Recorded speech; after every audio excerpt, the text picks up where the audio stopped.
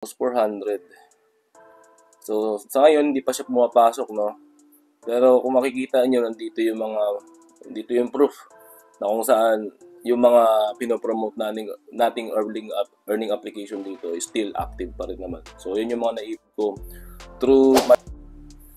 Yo guys, welcome back dito sa ating channel. And today, i-review natin yung Vote-A-Way na kung saan ito ay trending earning application noon. Here it comes. Almost there. Mag-like and mag-subscribe ka na kaibigan dito sa ating channel at mag-join ka na rin sa Telegram natin para sa ating daily giveaway ng GCash. Check natin kung ito ay pwede pa rin tayo makapag-withdraw dito sa GCash. And itong Vote-A-Way ay mayroong 4.6k views and 500,000 downloads na. Ulitin ko, this video is educational and entertainment purpose only. Pero kung may matutunan ka, pwede mong gayahin sa toong buhay. Open na natin to guys. And guys, matagal ko nang nilalaro itong Vote-A-Way. Na-stop lang ako dahil may mga cases na ako'y busy. Okay? So, nakikita nyo, meron ako ditong 7,781,000 equivalent to $7 yan. So, pakita ko muna sa inyo kung paano laruin to. So, press nyo yung play, katulad ng ganyan.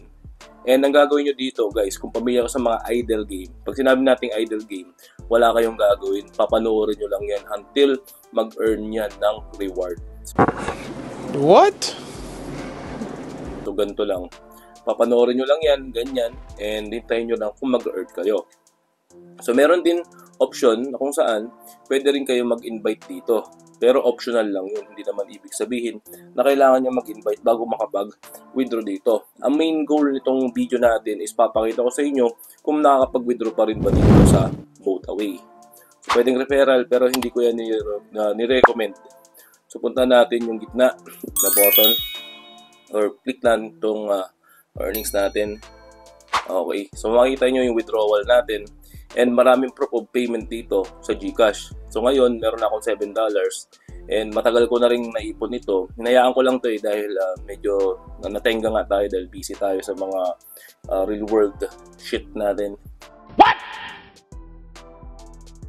Anyway, so may $7 tayo dyan, 7.78. We withdraw ko yan through GCash. Select lang natin. Ulitin ko. Magkano yun? 7.78. Confirm. Nandiyan yung aking details, pero i-blur ko na lang yan. 7.78 pa yun. Okay, 7.78. Check ko lang ulit. Okay, 7.78. Click natin yung GCash ulit. Confirm. Uy, nabago. Wait lang. Nabura yung ating details natin. So, ilagay na lang natin ulit. Tapos, yung first name. Alright, yung second name natin. Wala naman tayo second name. Tama na yan. And 7.78 yun. So, nailagay ko ng amount. Guys, i-blur ko na lang yung mga sensitive information dyan. And kung tama yung GCash nyo, pwede nyo i-press yung verify. Okay, 7.78. And press confirm. So, yan. So, hintayin na lang natin kung papasok yan dito sa ating earnings sa GCash. So, pwede nating i-check sa GCash kung na-earn na natin. So, open ko lang yung GCash ko. So, di ko lang alam kung ilang oras to kasi matagal na akong hindi nakapag-withdraw dito. Check lang natin kung talagang valid yun. Almost 400. So, sa ngayon, hindi pa siya pumapasok, no?